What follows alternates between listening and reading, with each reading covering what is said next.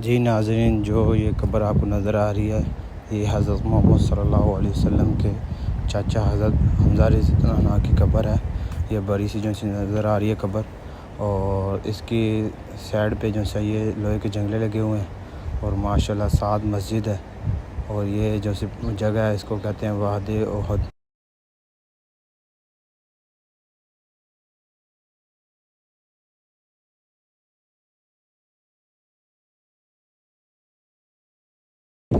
ايوه اليسار هذا الحجر الاسود سيدنا حمزه، مصعب بن عمير، عبد الله بن جحش. اخر مقبره ثلاث فقط. نعم 3 فقط. السور الاخير 70 شهيد. انا الرسول صلى الله عليه وسلم هنا كسر رباعيته يعني اسراره، وجلس رضي الله عنه سعد حط ظهره على الرسول صلى الله عليه وسلم في المجاز الرماح، حط ظهره عشان ما حد يمحط الرسول. وكان رضي الله تعالى عنه يقضي، كان الرسول صلى الله عليه وسلم يقول يا سعد ارمي